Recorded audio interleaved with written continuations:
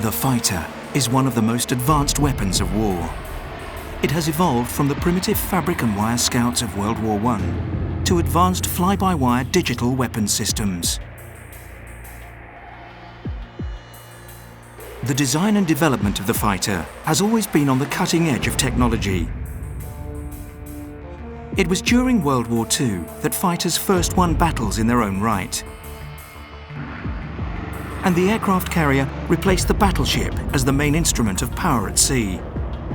During the Cold War, Nazi, German-influenced Soviet and US jet fighters faced each other over the divided continents of Europe, the Middle East and Southeast Asia. These were followed by second-generation supersonic fighters, such as the F-4 Phantom, armed with guided air-to-air missiles. Their successors dominated the 1991 Gulf War. And the latest, the fourth and fifth generation multi-role fighters, utilize a vast range of advanced weapon systems. All this in little more than 100 years after man's first powered flight.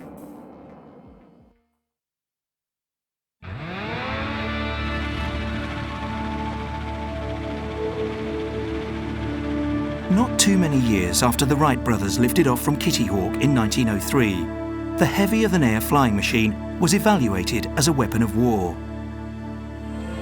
In August 1910, the Curtiss biplane was the first airplane to carry a gun, and a Wright biplane flown over College Park, Maryland in June 1912 was the first to fire a machine gun.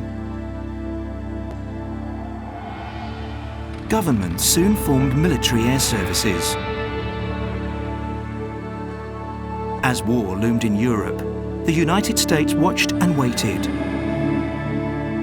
It finally established its own Army Air Service in 1914, just 3 weeks before the outbreak of World War I.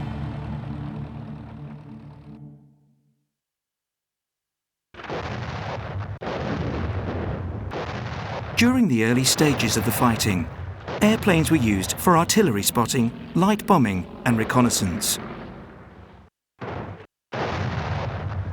To prevent vital intelligence from reaching enemy hands, it was necessary to destroy these reconnaissance airplanes in the air. And so, the fighter was born. Arming an airplane was not easy, since the weight of the common Lewis gun would severely limit performance. Also, there was no way of firing a gun forward through a moving propeller.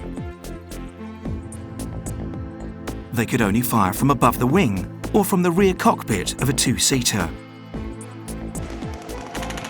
The development of the airplane as a flying gun platform also meant learning new gunnery skills. Meanwhile, Dutch designer Anthony Fokker had developed a mechanical interrupter system that synchronized a gun to fire between an aircraft's propeller blades. This technology was incorporated in the Fokker Eindecker monoplane, which became the mount of many German aces. By the middle of 1916, the Germans ruled the skies over the Western Front in what became known as the Fokker Scourge. In 1917, German ace Manfred von Richthofen was given command of Jasta 11, equipped with Albatros D3 biplanes and Fokker DR1 triplanes.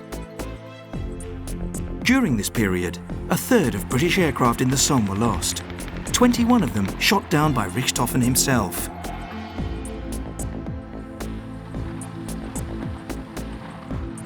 Soon, though, the French Nieuport Scout and SPAD regained control of the skies.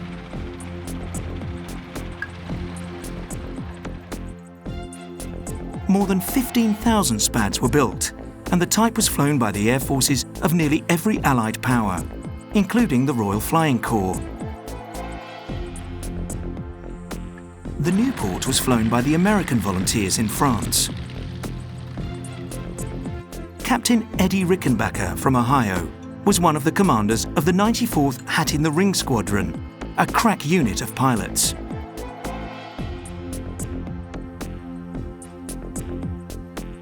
The Nieuport was also the first aircraft to serve with an American fighter unit, and the first type to score an aerial victory with an American pilot. As a result, the United States gained new experience and confidence in the air.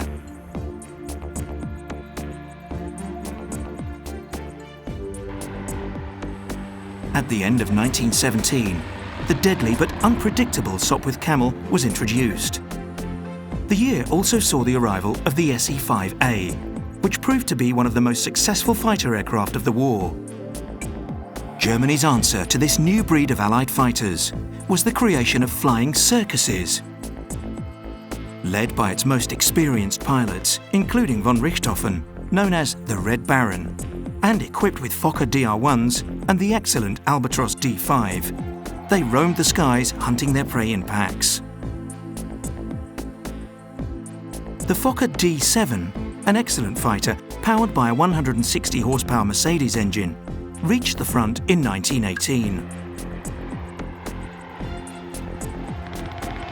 However, during the first month of the Second Battle of the Somme, the Germans lost 182 single-seat fighters and many irreplaceable pilots, including von Richthofen.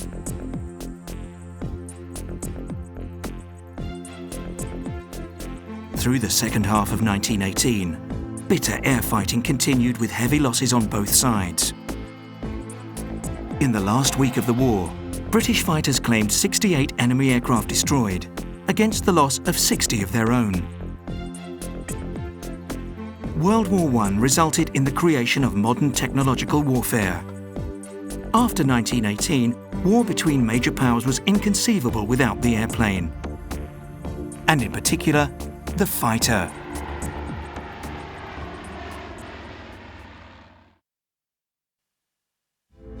The Treaty of Versailles concluded the war to end all wars, and supposedly signalled the end of military aviation in Germany. Thousands of military aircraft were scrapped and air forces reduced to a handful of units. With no wars to fight, there would be no need for fighter aircraft. Development stagnated. It was not until 1923 that the US Army ordered its first new fighter, the Curtiss PW-8. It was streamlined with a welded steel tube fuselage and was armed with 2 fixed machine guns. This was followed by the Curtiss Hawk, which spawned a whole family of fighters.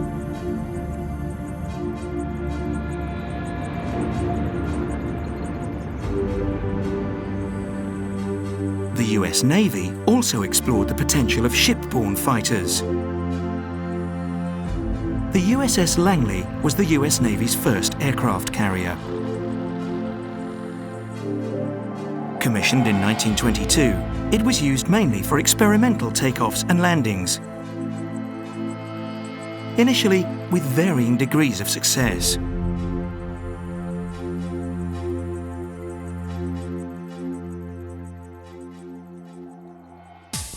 Despite the restrictions imposed by the Versailles Treaty, Germany was encouraged to pursue an interest in aviation through gliding clubs and recreational flying.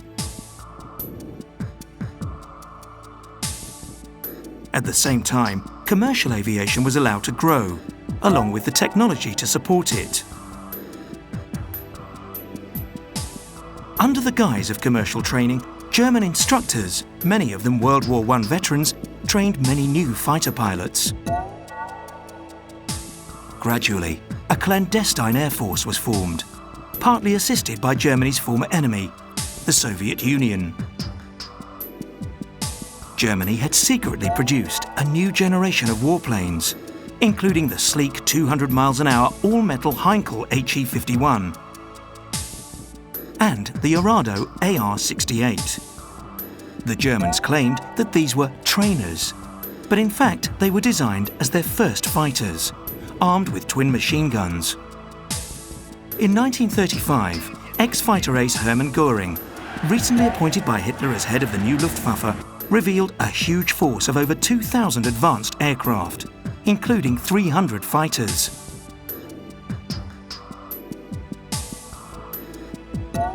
Even as these machines were deployed, new types were in the pipeline. Many were bombers masquerading as fast civil transports. Throughout the 1930s, European manufacturers worked on a range of new technologies that would take the fighter into a new era. These were monoplane wings, retractable undercarriage, heavy caliber armament, enclosed cockpits, and a stressed skin all-metal construction.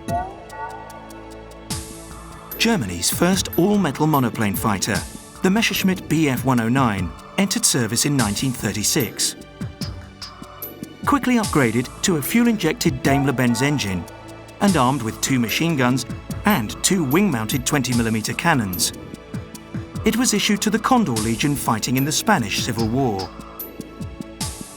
The Bf 109 supported General Franco's nationalist forces alongside Italian Fiat CR-32 biplanes. This conflict gave German pilots extensive combat experience as they fought against the Republican government's inferior Soviet fighters. By contrast, RAF Fighter Command, which formed in 1936, was equipped with relatively old biplanes.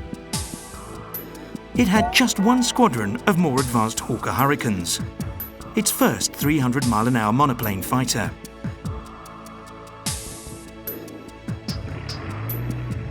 On the eve of World War II, the best British fighters in service owed much to the Schneider Trophy, an international seaplane race. The Rolls-Royce engines in these races were the forerunners of the liquid-cooled V12 Merlins that powered the Hawker Hurricane and Supermarine Spitfire. The initial design of both of these aircraft was driven by private enterprise. As war seemed inevitable, the British government ordered thousands of Hurricanes and Spitfires, but it was almost too late. The scene was set for a second European war, and again the United States looked on with detached interest.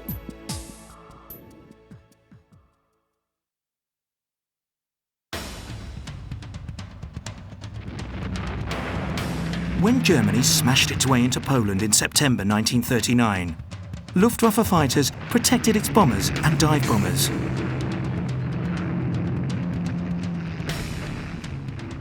Most opposing Polish fighters were annihilated on the ground. Those that ventured into the air proved easy targets. This pattern continued with spectacular success in Denmark, Norway, the Low Countries and France, until German forces were halted by the English Channel.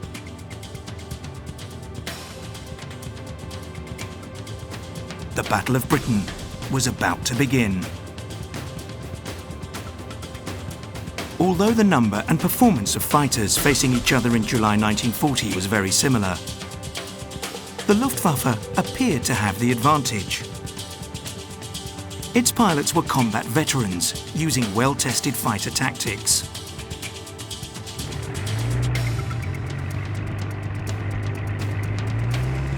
The battle-proven Bf 109 had superior armament to the Hurricane and Spitfire.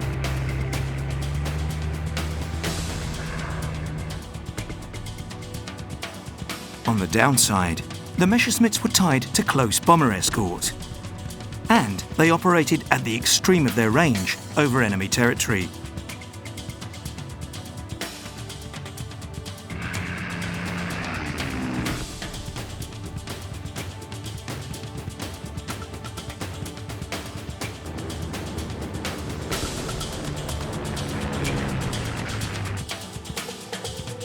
However, it was a closely fought battle.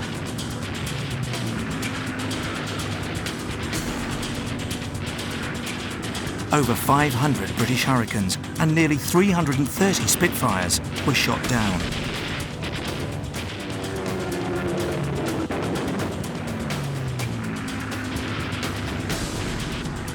The Luftwaffe lost 740 Messerschmitts.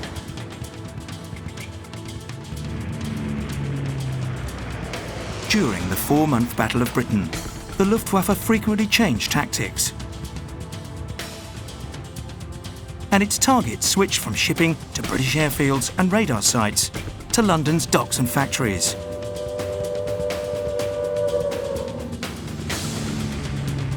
But the British radar could see them coming.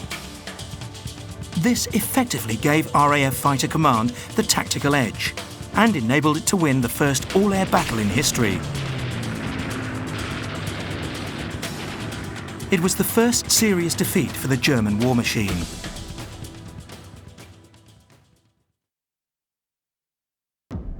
But Germany's attentions already were looking elsewhere, to new conquests.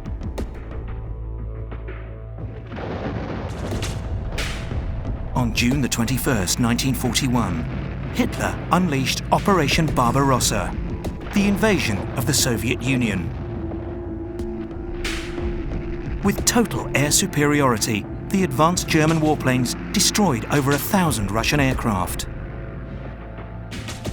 The Luftwaffe's newest fighter to this point, the 400-mile-an-hour Focke-Wulf FW-190, powered by a BMW radial engine, proved more than a match for the Soviet Air Force when it arrived on the Eastern Front early in 1942.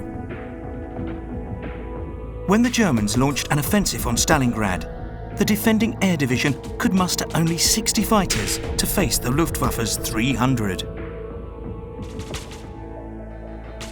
It was the Russian winter that stopped the German advance. Sub-zero temperatures froze engine oil and brought operations to a standstill. This gave the Soviets sufficient time to expand their aircraft factories and design new fighter types in great numbers. The successful MiG-3 and Yak-1 helped to regain control of Soviet skies.